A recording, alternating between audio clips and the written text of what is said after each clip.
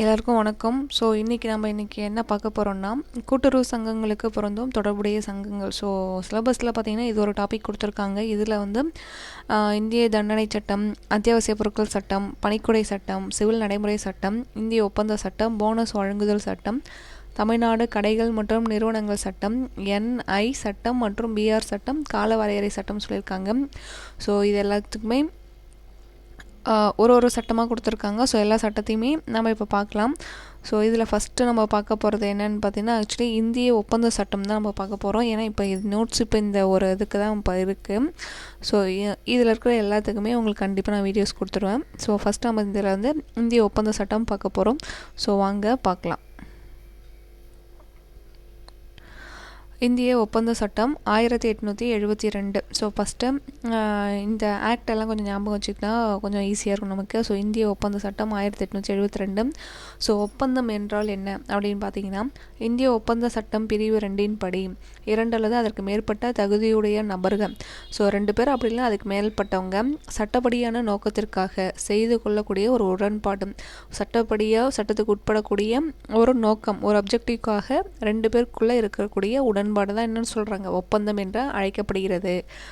சட்டத்தால் ரத்து செய்ய முடியாத ஒப்பந்தங்களும் உடன்பாடுகளும் ஒப்பந்தங்களும். ஸோ சட்டத்தாலே வந்து என்ன பண்ண முடியாது, கேன்சல் பண்ண முடியாது, ரத்து செய்ய முடியாத உடன்பாடுகளாக இருந்தால் கூட அதுவும் ஒப்பந்தம் தான் அப்படின்னு இருக்காங்க. ஸோ ஒப்பந்தத்தினுடைய வகைகள் 4 சொல்லியிருக்காங்க. ஸோ ஒப்பந்தத்தில் வந்து 4 வகைகள்.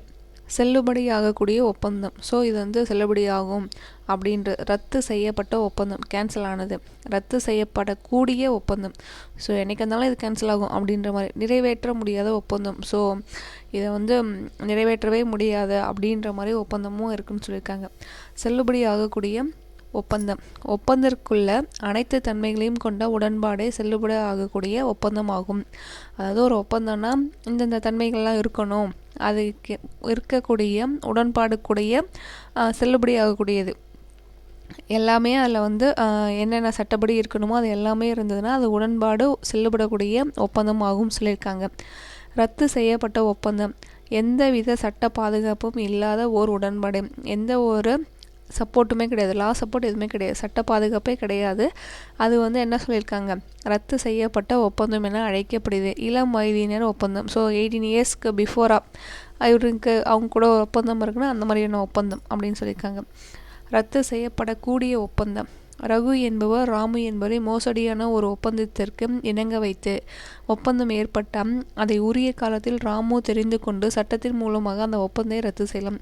ஸோ 2 பேர், ரகு ராமு, அவங்க 2 பேருக்குள்ளே ஒரு ஒப்பந்தம் போடுறாங்க. அதில் ஒருத்தர் வந்து என்ன பண்ணியிருக்காங்க, மோசடியான ஒரு ஒப்பந்தத்திற்காக இணங்க வைக்கிறாங்க.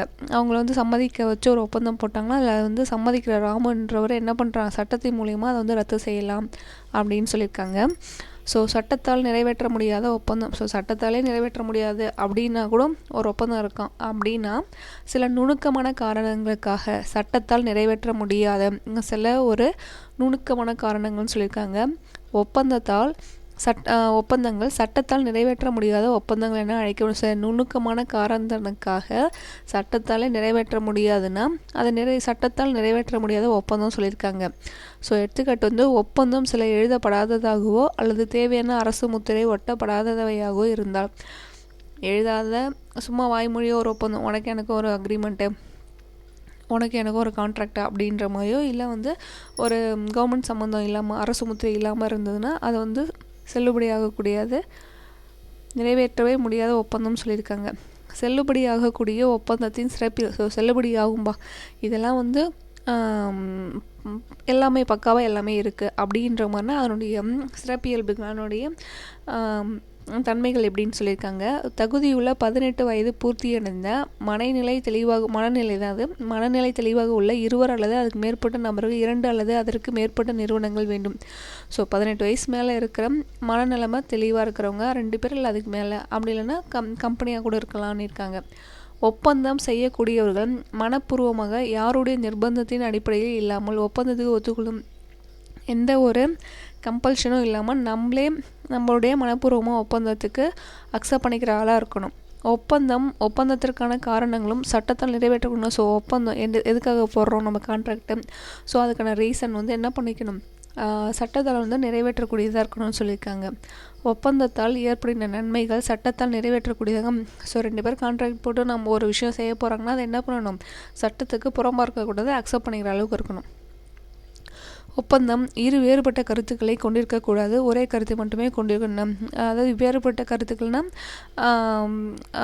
நெகட்டிவாக அந்த மாதிரி எதுவுமே இருக்கக்கூடாது, எல்லாமே ஒரு பாசிட்டிவான இருக்க மாதிரி இருக்கணும். ஒப்பந்தம் எழுதப்பட்டதாகவும் ஸோ அது வந்து என்ன பண்ணலாம், எழுதியும் இருக்கலாம், ரிட்டனாகவும் இருக்கலாம், ரிட்டன் இல்லாமல் கூட இருக்கலாம் அப்படின்னு சொல்லியிருக்காங்க. ஸோ அடுத்தது வந்து இது கொஞ்சம் பார்த்துக்கலாம். பணியாளர் பணிக்கொடை சட்டம் 1972.